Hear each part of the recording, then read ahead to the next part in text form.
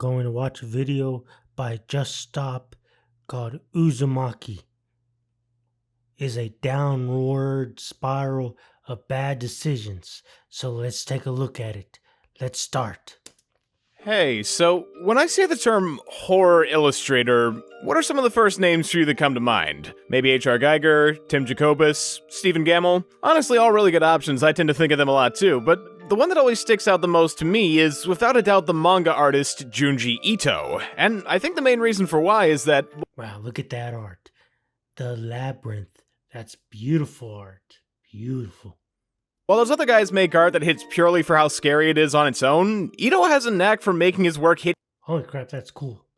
even harder through the scary stories he attaches them to. Like, don't get me wrong, the guy knows how to make a scary picture. You don't need any context to look at his art and go, you, Jesus, I don't like that. It works really well by itself at just being creepy, but it's also never gonna have quite the same chilling effect as when you see it appear in his manga. And that's because Ito isn't just making these images. Whoa, that's freaking awesome. What manga? Does anybody know what manga this is? I have no idea what it is. This manga is, but this is pretty cool. Just to look scary, he's using them to visualize scary concepts. For example, probably my favorite piece of artwork Ito's ever created comes from the start of his series Uzumaki, which is about a small town and its residents. Yeah, I've seen this 4-episode show on Adult Swim. It was horrible. It was no good. The first episode, however, was pretty good, but the other 3 episodes were not so good. They were terrible. Bad. Not worth watching. Slowly being consumed by the ancient curse of the spiral. Now, what exactly does this spiral curse actually end up doing to them? Well, it comes in a couple forms depending on who it affects and why, but in Chapter 1 specifically, its shape gets the father of the main character's boyfriend absolutely obsessed. He starts collecting spirals, eating spirals, staring at spirals, bathing in spirals. And then he becomes a spiral. And you know, at least in the beginning it almost seems a bit innocent, but at the same time, you can also tell through the way the boyfriend describes it that there's a slightly sinister feeling to it as well. Like, this is only the start of a problem that's gonna keep getting worse as it goes. Something that ends up being confirmed when, after the mom throws out his vast collection, hoping he'll stop obsessing and go back to work, the dad seemingly snaps, choosing to take things a step further by spinning his eyes around to make spirals with his own body, which, of course, on its own makes for some really terrifying art from I wonder if you could do that with your own eyes. I could try, but I'm pretty sure I can't. Ito that works at being scary by itself, but with all this context in mind, knowing it's the result of a rapidly growing mental obsession, there's a whole nother level of horror to what it implies psychologically. After all, up till now, as far as we've known, this guy's only ever been a regular man with an interest in spirals, so it becoming so intense he starts forcing his body to physically make them? That's an unsettling thought to say the least, and believe it or not, it only finds a way to get more extreme from this moment on. Like, yeah, at first he's just doing it with his eyes, which bare minimum could be theoretically possible without hurting yourself, but then, eventually, he's able to make a spiral out of his tongue, and there's no logical way to rationalize that. It's starting to get more and more obvious this is getting out of hand for what he should physically be able to do without getting hurt. But before you can even take the time to wonder what he'll do next and how, it suddenly cuts to the cast at his funeral cremation, and as the boyfriend recounts finding a barrel in his dad. Yep, and this right here is him. That's him inside. Study while looking to take him to a psychiatric ward, we see the end result of what all those moments were building up to. Yes, what you're looking at right now is the father's entire body contorted into a spiral that crushed his bones and pain. Now, you can't put that on a Disney show. They'll tell you, hey, no.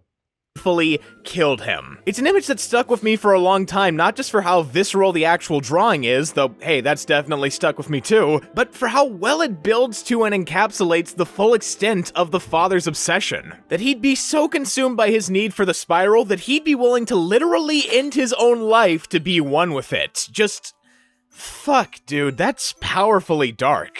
It's a resolution to the question of how far can his devotion go that's so undeniably strong, it gives the art a level of depth way beyond anything you can get from just looking at the image alone. And that's what makes Ito's art in general so Yep, and he became a cloud, and the wife lost her mind.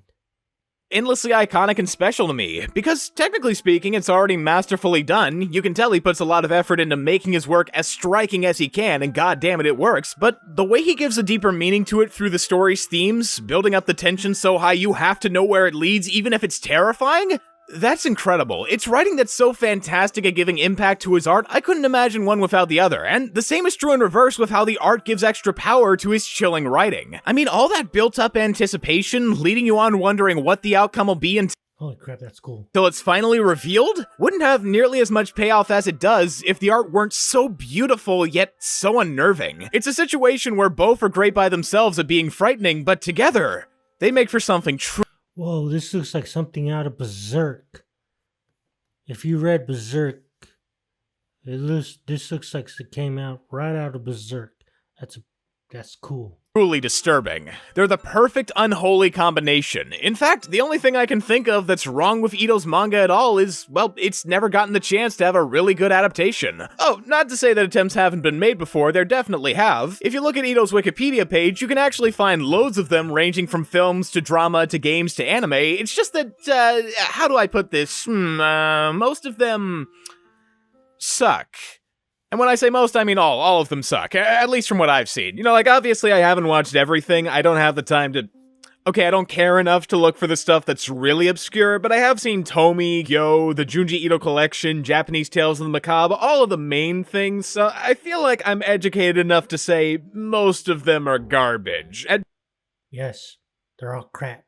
best they're funny, at worst they're boring, but as far as I can tell, none of them ever come even close to matching Ito's vision. They always feel like cheap imitations, and that's mostly due to the fact that they're all very clearly cheap productions. That's why I said he's never gotten the chance at a good adaptation, because the ones we've gotten so far were never given the budget to do his art justice. I mean, granted, that wouldn't make these adaptations perfect or anything. It's not like their flaws all start What the heck? Talk about a bad hair day. end with how they look, but still, at least for something like the Junji Ito collection, where it's almost nothing but shot-for-shot remakes with no alteration, you can't deny they would have been better with a larger budget. Plus, like I said before, Ito's stories are usually focused on building up to those big moments, the ones that condense the themes and mysteries into a single graphically vivid, horrific image. It's what brings everything together and sticks with you most after the story's done. Those moments have to be done well for the payoff to hit like it rightfully should, and in all the adaptations I've listed so far, they never are, so all it leaves you with is this underwhelming feeling Okay, talk about a bad hair day. of, wow, that could have been better, and it's infuriating, especially when you consider how much potential there is in adapting Ito's work to animation. Anyone who's ever read one of his manga has thought about how I never read the manga, but... Well, I read some of it. would look in motion, how it would sound, how it could heighten the tension through music or voice acting or other things you just can't fully communicate in a written page. There's room here to make something that adds to Ito's works more than it detracts. All it would take is enough time, money, patience, and a team with the right ideas to see the project through. It's a big part of what made me so excited when I heard that what else but Uzumaki was getting an adaptation through Adult Swim, because I knew that if they were gonna announce that, they'd have to have found the right team for the job. You see, I didn't bring it up before, seeing as it wasn't relevant, but on top of being Ito's longest connected work at 3 volumes, Uzumaki is also his most successful and recognizable by a wide margin. Like, when people think of Junji Ito as an artist, the first images that come to mind are probably from Uzumaki. Azami's face becoming a vortex that swallows her eye, Shuichi's father being stuffed in a barrel, the snail people, the thorn monster, Jack-in-the-Box. And that's just a few off the top of my head, there's loads more. Hell, even in Ito's Whoa, that looks cool. That also looks like he came from Berserk. And I read Berserk. I'm more of a Berserk guy than anything else, but whatever. massive catalog of great artwork, it's gotta have some of his most consistently creative and beautiful imagery. You can't have Uzumaki without it, and I think that's why it's taken so long to get a proper adaptation. You know, with most of Ito's stories, there's not the same kind of pressure. Like, sure, The Hanging Balloons might be one of the best things he's ever written, but if you aren't a fan of his work already, then what the fuck is The Hanging Balloons? Whoa, that looks great. I should read this. The Hanging Balloons. This looks like The Return of the Hanging Balloons. That looks crazy. I should read that. Who gives a shit how you treat that? Nobody cares, but Uzumaki isn't like that. It has prestige, fame. It's pretty much the poster child for Junji Ito as a brand. You can't mess around with that. It has to be a faithful adaptation, and with all we were hearing about the production as it went, it sounded like this anime was gonna be exactly that. The guy directing was Hiroshi Nagahama, a veteran talent so committed to getting the look of the series right, he personally did the storyboards and helped animate a couple scenes. The soundtrack was being handled by Colin Stetson, the same guy who did music for The Menu and Hereditary. These were some big names to have on board from the very beginning, and with each new teaser trailer that got revealed, it felt like the hype for it possibly being good just kept getting bigger and bigger the longer it went. Weirdly, it was even sort of comparable to the way Ito builds to big moments in his stories, with the more we saw of the thing and the more it got delayed, the more the anticipation grew, wondering how it would be on release. And over 5 years after announcement, when the first episode finally did air, it gave us a payoff that was just as satisfying. The presentation and style really made it look like it was the manga's art put into motion. The line art was crisp, the setting was lively, the movements, the effects, the detail, none of it missed a beat. Shit, they were so faithful to Ito's illustrations, they even Until the second episode happened. Then it all hit the fan. kept the thing in black and white to match his original artwork. And that score? Fucking perfection. The way its saxophone-based melodies layered sound to create this foreboding echo of frequencies really gave you a feeling that everything around you was spiraling. It added a whole new layer of dread to the thing you just couldn't get from reading the manga. Like, can you believe it? They actually used the medium and its properties to add something new to the source it didn't have before.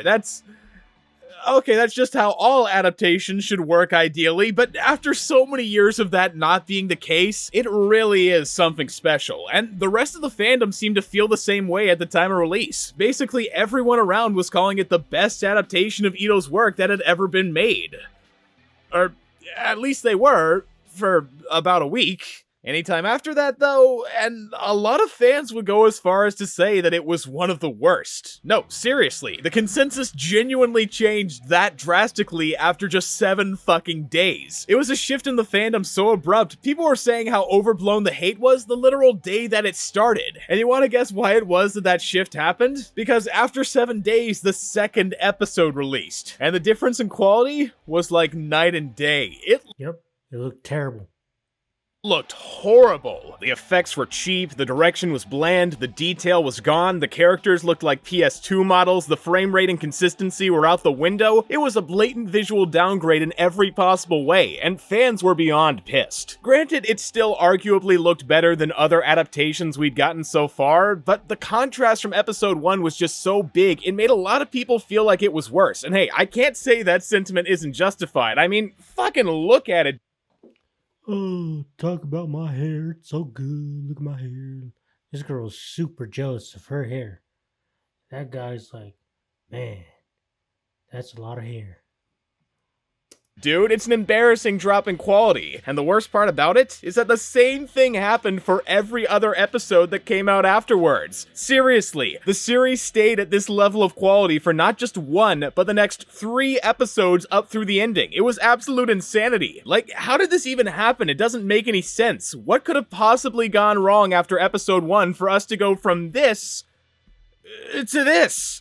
Well, remember how I mentioned that there were delays in production for quality assurance? Turns out that went a little further than just touching things up on a finished show. You see, talking some more about the director here, Hiroshi Nagahama, one of his most recognizable traits when you look at his work is that he loves to experiment with the visuals. His first series, Mushishi, is very clean and surreal, Detroit Metal City is fast-paced insanity, Flowers of Evil is uncomfortable.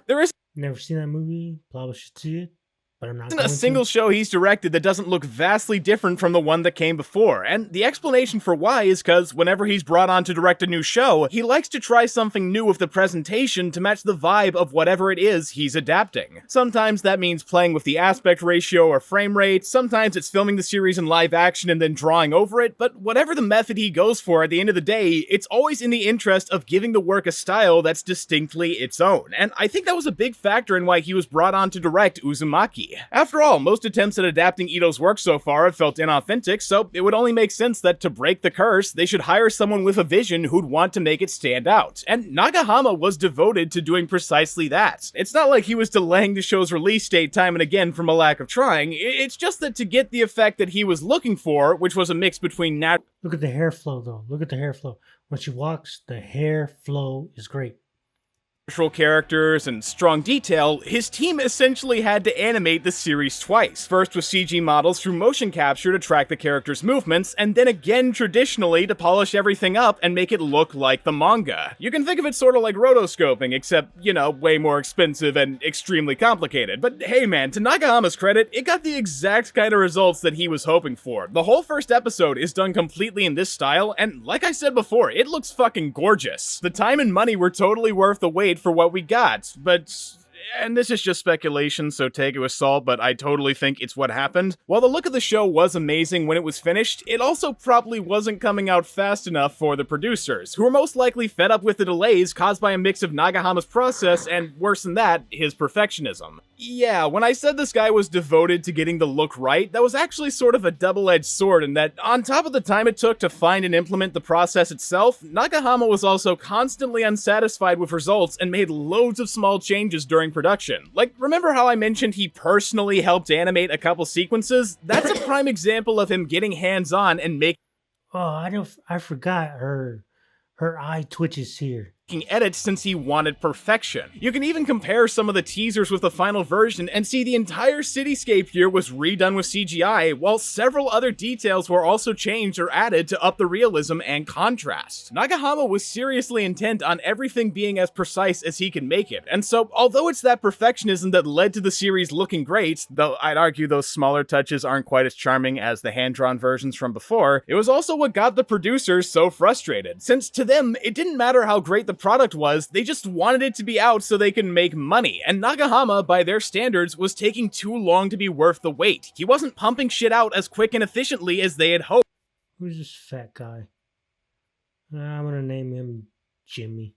So, presumably, after he finished episode 1 and was gonna move on to the other 3, that's when they decided to make their move. The producers couldn't wait any longer to have the series done, so they fired Nagahama and his production staff, sent their assets to new studios in China, and had them finish what was left of the work as fast as they could. That would explain why when you look at the credits, Nagahama's only the 2D director for episode 1, and one of 12 for episode 4, but the 3D director for every one of them. It's not hard to believe he had the initial drafts of everything done preemptively, so after he got kicked off, that material was probably just thrown to the new staff with no direction or studio guidance. That's how we got moments like this one with the characters as CG models running. Run away from bad animation. Run away from bad animation. We're running to the river. Run away. Hey, he's not holding her hand. What the heck? In place on the beach. Originally, it was probably meant as a placeholder while figuring out the shot composition. This isn't how it was supposed to look, it's just the new staff either didn't know that or didn't have the time to fix it, so all they could do was leave it as is. You wanna know why everything past episode 1 looks so bad? It's most likely literally unfinished. Someone up top probably couldn't let Nagahama cook for as long as he needed, so they threw him off to finish it quick, and this was the result. Judging by his credit in episode 4, I guess they gave him something to do after the switch, but for the most part, the last 3 episodes of Uzumaki are not his vision. And man, I can't even begin to tell you how much of a shame it is. To think, we were so close to getting a perfect take on Uzumaki, only for corporate greed and impatience to ruin everything. But wait, actually, then again, is that even true? Oh, no, not the part about corporate greed, that's obviously a given, but was episode 1 ever really that perfect? I mean, from the start, Not really, but it was good. everyone said it was, and if we're talking about it purely based on what I've brought up so far, that's definitely true, but do you know what I haven't brought up once about this adaptation so far? The writing. I haven't said a thing about how this adapts Ito's storytelling to the screen, and for the most part, when it comes to social media at least, that's the same for pretty much everyone else I hear talking about this show. Whether it was love or hate, scorn or praise, one thing I almost never heard anyone mentioning was the writing, since they were so caught up on the animation, and to me, that's honestly a massive oversight, seeing as, like I've been saying from the beginning, Ito's work isn't carried by his art alone. Of course, it does matter, that's what got me excited about this show to begin with, and I was incredibly let down seeing it fall off, but we also have to keep in mind that at the end of the day, it's still a story. So having great writing and execution are just as necessary for the work to hit, and in Uzumaki's case especially, Oh my gosh, it's Nancy Pelosi.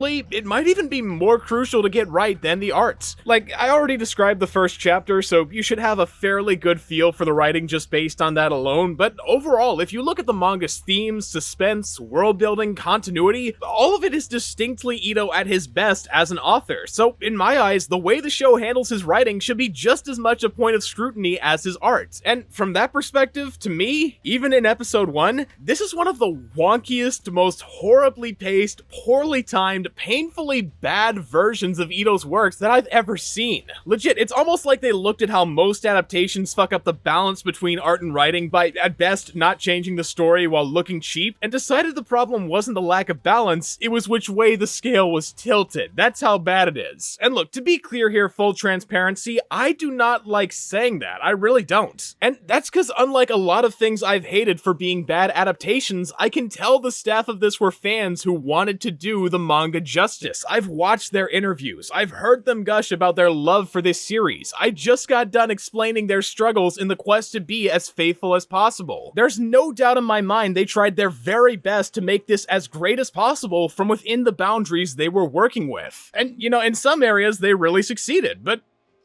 God, if the animation has taught me anything, it's that no matter how passionate the team behind a project is, if the restraints they're under are too tight, it's never gonna reach its... After this video is done, I'm gonna try to move my eyes like he does. But it's not gonna work. Because I can't move my eyes like that. Anyway. full potential, and in the case of this show's writing, that restraint was the runtime. Like, I don't know who decided an adaptation of Uzumaki should be 4 episodes long, but whoever did was obviously smoking something, cause that's just objectively not enough time for how much content the manga has. I mean, I know from the outside it doesn't sound like much, 19 chapters, 600 pages, that's pretty short, shouldn't be too hard to get through all that, but newsflash guys, 4 25-minute episodes is not the fucking standard for adapting 3 volumes of content. That's insane. You wanna know what the actual standard is based on a sample I took of 50 popular series? 10. Yes, it generally takes 10 full episodes to adapt as much content as Uzumaki has, as in 2.5 times the amount that it got. That's how small a space the staff was working with for this adaptation. Although even then, frankly, that might still not be a good enough metric given just how much content Ito can pack into a 32-page chapter. After all, the guy spent most of his career writing short stories that start and end in that many pages. Condensing shit into as small a space as possible is quite literally his main specialty, and that's something he showcased a lot of in Uzumaki. See, while on one hand, overall, it was Ito's first truly serialized story, having a clear continuity for each chapter that got more linear the longer it went, on the other hand, he also keeps to his signature. Whoa. Look at this person. Blood gives us blood. I think I remember this. I think it was the 3rd episode of the Uzumaki anime. Format by making each chapter up to 14 more or less its own self-contained little narrative. They've all got their own concepts, premises, build-ups, payoffs. Hell, they're so complete you could pretty much present them as their own things. And it's exactly for that reason that giving them room to breathe is... This was the 2nd episode, I believe. No, the 4th episode of Uzumaki, if I'm correct. so important, since they're totally packed with content to tell everything those pages are gonna allow. Not to mention that just on a basic presentation level, Ito's works also need time to build ambience, tension, suspense, dread. Basically all of what the impact from his horror is based on is a usage of subtle, deliberate pace and timing. So therefore, honestly, while a 10-episode count would work better than 4, I'm still not sure it'd be enough for what some of the stories seriously require. Really, I think the best approach would have been something more like what they did with Japanese Tales of the Macabre, where it adapted 20 stories to 12 episodes and let the most substantial ones get their own. Now that would probably account for all the time Uzumaki needs to be adapted. Too bad we live in a world that only got a third of that. Oh, sorry, what I meant to say was that we did get it all adapted, sorta. It's just that instead of the world where dreams come true and they did maybe 1 to 2 chapters max at a time, like it should have been, we seem to be in the timeline where love is dead, and at best, in episode 1, they limit it to just 3 chapters, ooh, spoiling us, while for the second, it tries for 4, and for the last 2, this show tries to adapt 6 full chapters. Whoa, that's a lot of chapters in one episode. Let's see. Holy crap. In one episode? Each. No hyperbole. It is fucking insanity. No. Actually, hold up. That's not a strong enough word to describe this. It isn't just insane. It shouldn't even be fucking possible. I mean, forget judging it by other Ito adaptation standards. This shouldn't be able to work from any standard. Like, you remember that sample I took to get the average number of episodes you'd need to cover the page count? Yeah, the lowest number I got there was 6. And the series was One Punch Man. Do you understand? So Tom, a dildo, but with a cape. That's what he looks like. A dildo with a cape. I'm just saying. Punch Man. Do you understand how ridiculous that is? That fucking One Punch Man, a series known for being close to nothing but fights and funny banter, took more time to adapt than Uzumaki?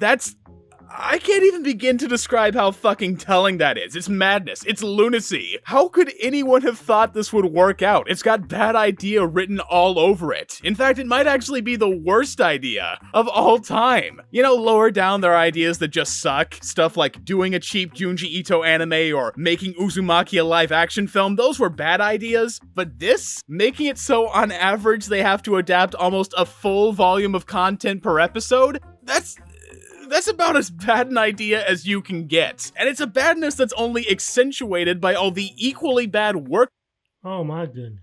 Workarounds the staff were almost forced to use to try and cope with it, like ruining the tension by cutting the moments that let it build. You see, one of the ways the staff goes about using the time they have as effectively as possible is by replacing scenes meant for building ambience with other stories that are supposed to happen later on. Like, instead of letting chapter 1 play out as intended, giving us time for shit to linger after a really big scare, we'll just cut to the start of chapter 3 as a replacement and only return when that ambient moment would have ended. It's a strategy that's essentially all about saving loads of time by treating the ambience as though it's disposable, which, from a certain angle, I can understand the reasoning of. After all, the show needs time to fit stuff in, not much happens during these moments, the wait between scares wouldn't be affected if you filled up the space. In a sense, it almost seems like the perfect plan for saving time, but that's only if the ambience doesn't have a purpose to the greater narrative. And in pretty much every Ito story, including Uzumaki, it's sorta obvious that I don't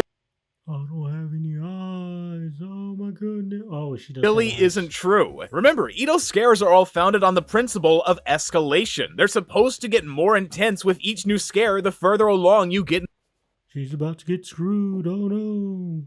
Let's screw her. The work, and for each of those scares to hit like they're supposed to, they need to have time between each escalation so you can anticipate the next one coming. In a way, you can even think of it like a roller coaster in that with each subsequent hill, the drops get bigger than the one that came before, but to get to those bigger drops, you need to go up bigger hills, and the bigger those hills are, the more time you have to brace for the drop before it happens. The weight prepares you so it'll hit you harder when you finally fall. Peekaboo, I see you. Where am I? I don't know. Hey, he's a zombie. That is so freaking cool. That is great. Is this still in the Uzumaki manga? If it is, I gotta pick this manga up. That's what ambience and suspense are meant to do in Ito's stories. They're supposed to offer calm between the storms, so the build-up and payoff of the next one will hit even harder than if they happened all at once. It's a very well-defined, intentional system that gets viewers invested without that many scares by making the build-up beforehand just as intense. Meanwhile, the way it's structured now, it's more like you're on the coaster for a little while, and things are starting to ramp up, letting the drops get bigger and bigger, when all of a sudden, woof, the show throws you onto another ride before you can think and wants you to start caring What the heck is a snowman? Well, you could jump.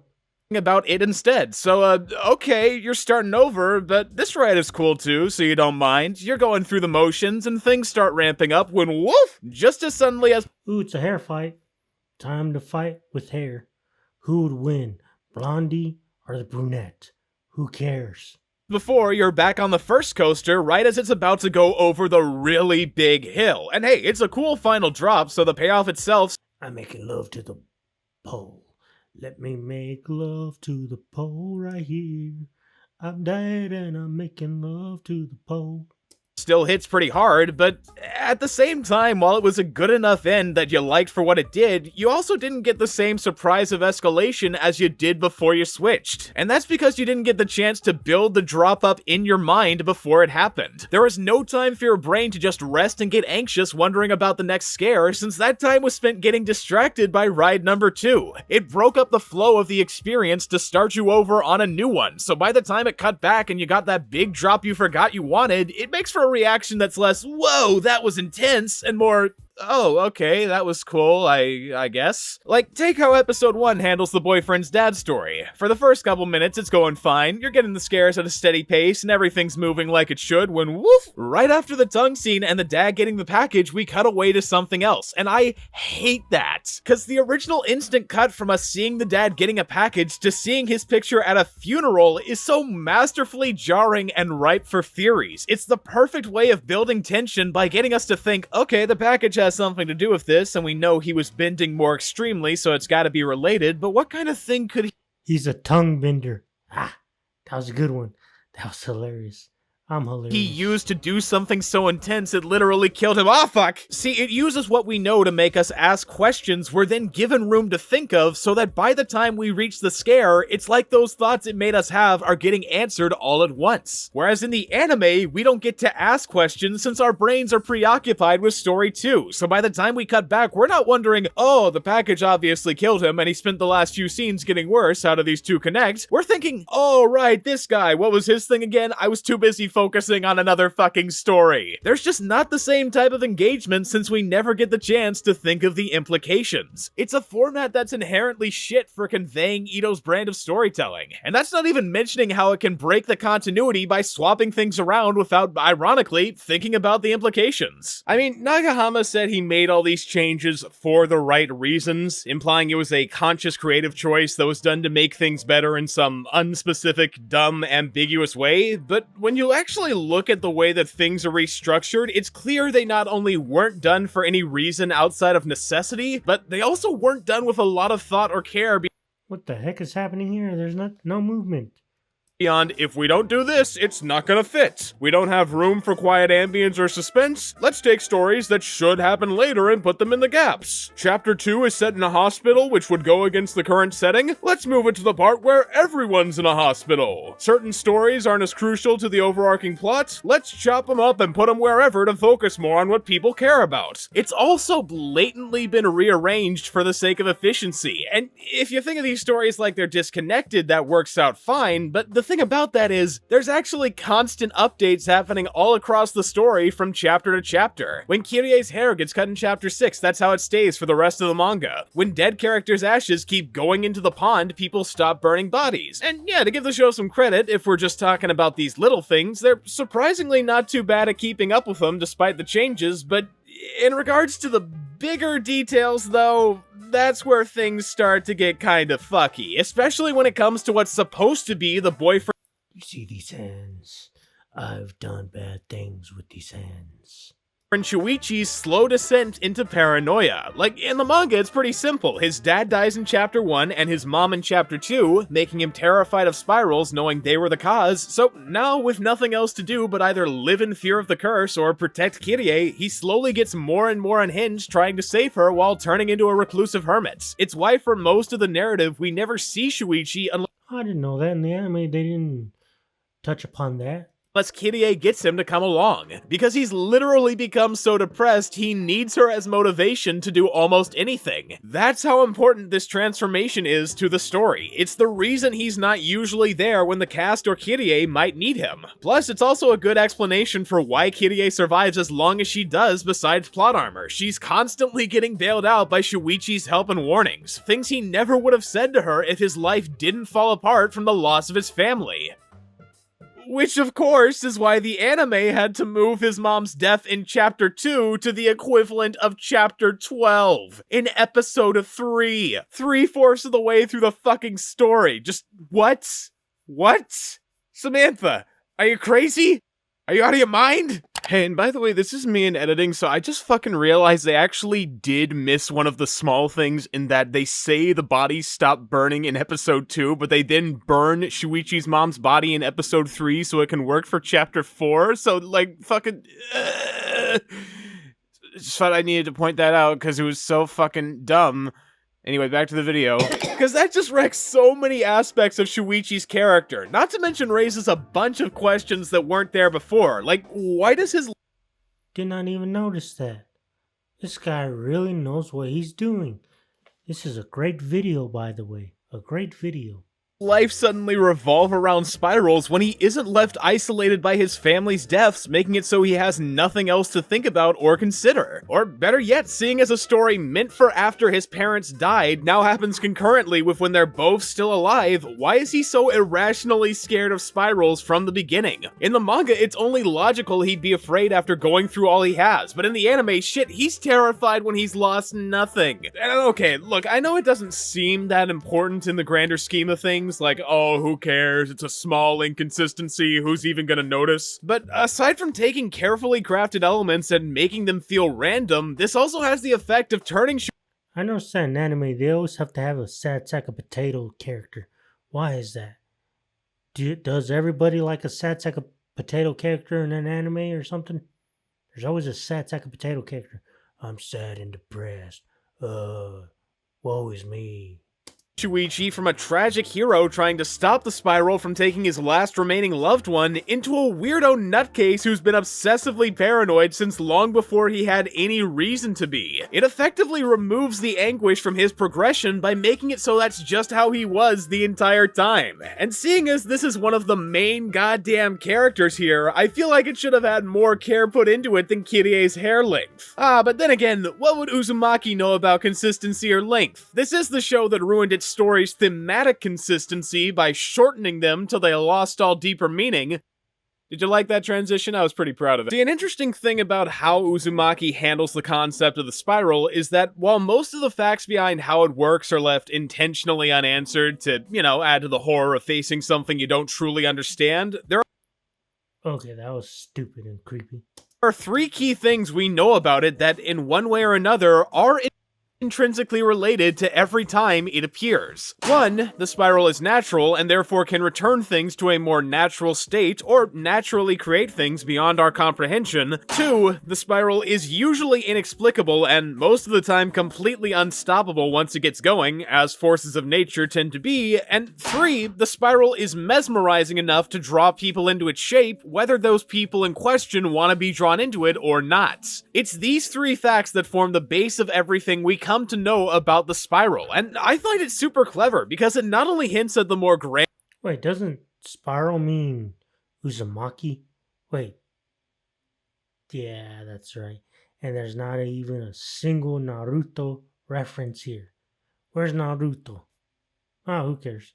grandiose cosmic horror that gets expanded on more in later chapters, but it also demonstrates how the spiral, while unpredictable in what new ways it'll affect people, has at least a somewhat recognizable pattern to who it will affect and why. Meaning that once you get that pattern down, it only adds to the tension by helping you vaguely realize the theme, victim, and their coming fate several pages in advance. Like, when you see a girl who longs for attention to an obsessive degree, you know she'll get it through the spiral in an ironic twist that consumes her. It's just that you don't know what that consumption will be until it happens. So before that, you're already on the edge of your seat wondering what the initial spark is gonna be, and once you see it, you're able to take a whole new meaning from Make love to the pole, woman. Oh, she did. Never mind. It just shows it. Wow, this is pretty amazing. The drawing and the anime looked horrible, but this right here, look. That pole must have had a good night. from it you wouldn't have known if it were a one-off story. For instance, one of my favorite chapters to do this is chapter 3, The Scar, which starts with us being introduced to a girl named Azami, who, from what we can tell, seems to have the properties of a spiral herself, entrancing any boy that looks at her with her overwhelming beauty. However, unlike other characters who either want attention or become mesmerized with spirals, Azami seems to reject the attention instead of basking in it, turning down every boy that comes her way and being pretty chill all around about the attention she receives. It's a setup I especially love for the reason that you can tell the theme of the chapter will be mesmerization and Azami will play a big part in it, but as opposed to most chapters where the person being affected is easy to tell from the beginning, there's an additional layer of tension since you're not quite sure if Azami is going to be the cause or recipient, seeing as she doesn't seem to have any of the obsessive tendencies we've seen from characters like the dad. In fact, the only thing about her that implies any kind of Holy crap, those thighs.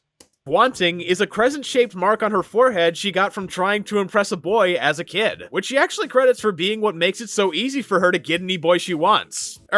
That is, until Kirie introduces her to Shuichi, who, after telling her to leave the town when sensing the spiral's curse is circling around her, something Azami misunderstands as her first ever rejection, she inadvertently becomes madly in love with. And that's when we realize the spiral's significance in this story. It was never about Azami's spiral consuming others, it was about that spiral not working, causing her to spiral instead. And oh boy, once Shuichi rejects her for a second time, again pleading with her to leave the town before it gets her, that's exactly what happens. She has her family buy a house so she can be close to him, she spends every night banging at his door, she refuses every That's a little creepy. Why is she doing that?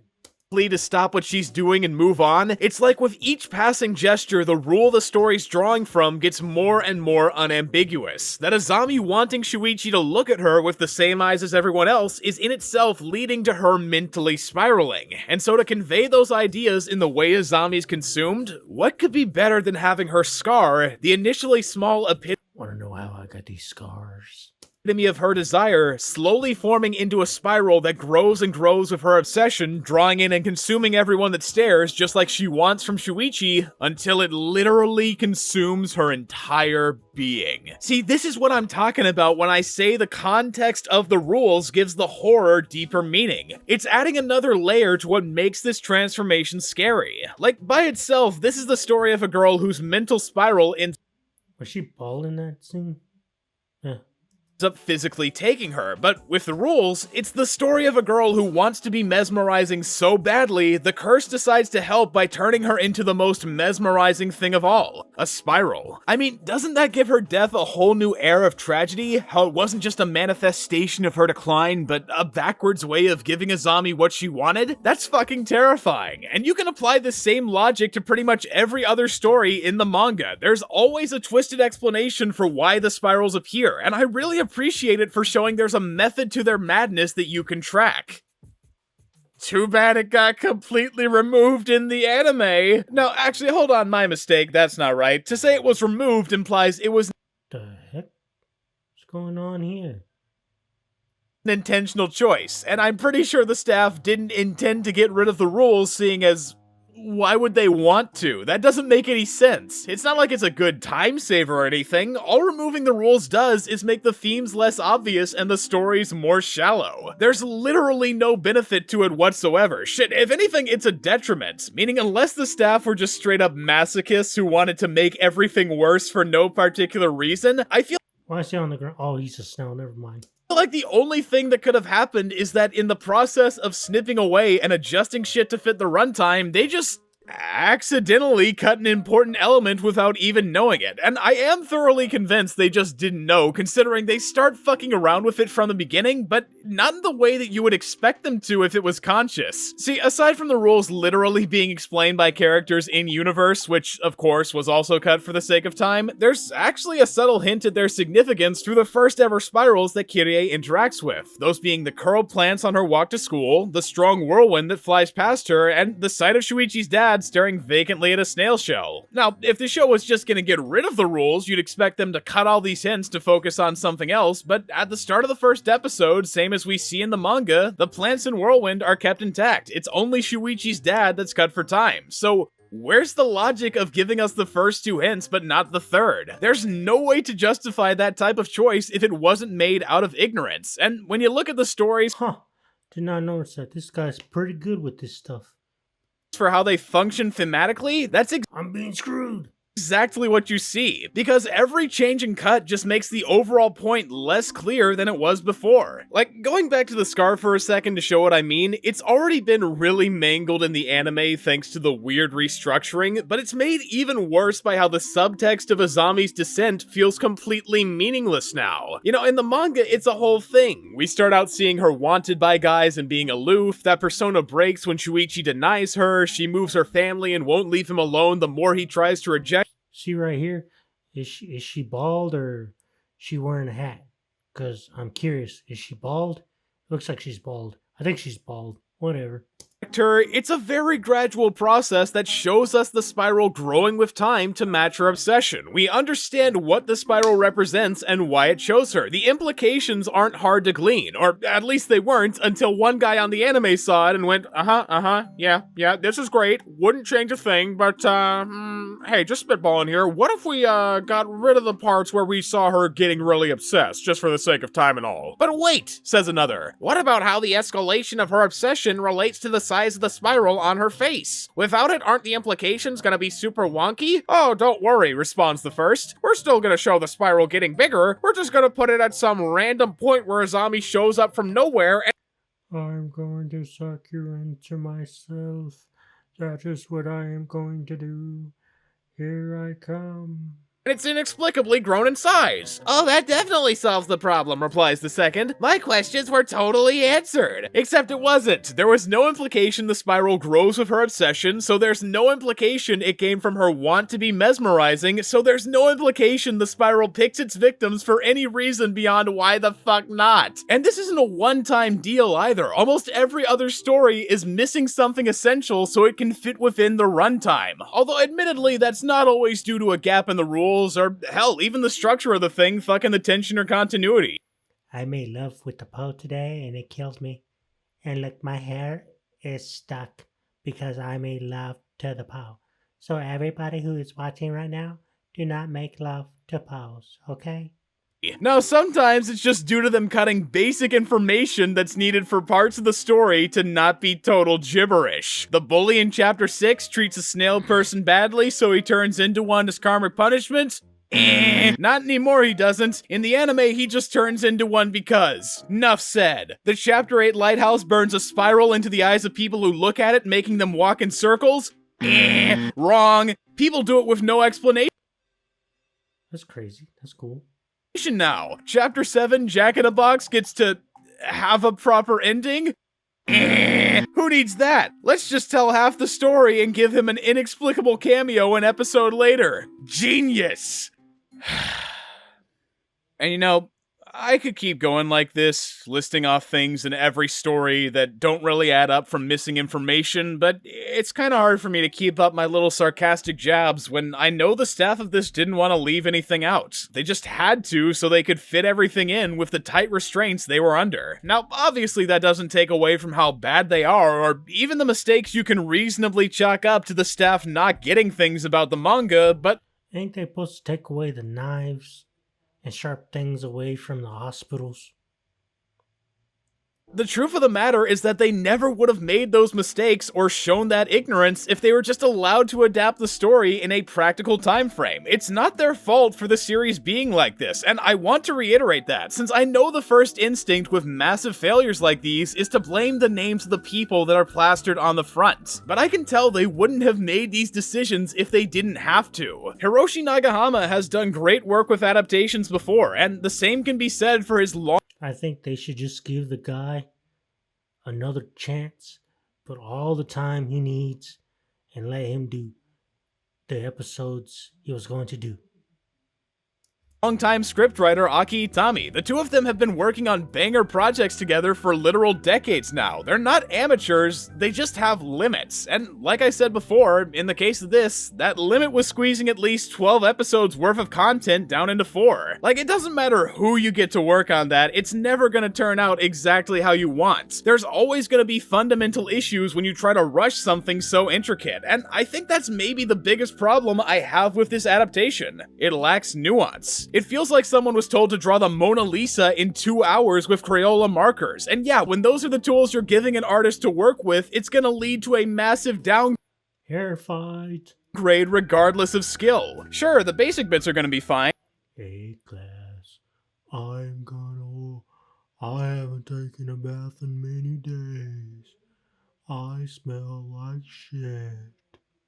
The shape and form will look more or less alright, but any of the finer details won't have the time to be added, let alone with the precision needed to do them justice, so in the end, it's just gonna be a sanded down, barely functioning, pale imitation that helps to demonstrate why no matter how good an artist is, they can't build Rome in a single day. And that's what I see when I look at Uzumaki. Not a lack of effort, or lack of passion, or lack of vision, or lack of skill, but a lack of tools to reach the heights they would have shot for if they had the support they really needed. I believe wholeheartedly that this series could have been a masterpiece if the team were given the brushes and paint to see their talent come to life. But unfortunately, all they had to work with was a dull Sharpie and a piece of notebook paper, so in the end, they made do. And if there's any tragedy in this video that should really stick, I think that's the one to take away.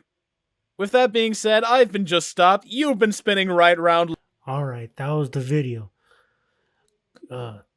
That was the video from Uzumaki. Tell me, what have you seen Uzumaki? What did you think of it? Have you read it? And now I'm going to go read Uzumaki the manga because Just Stop made me want to read it. Until we meet again, my fellow strugglers.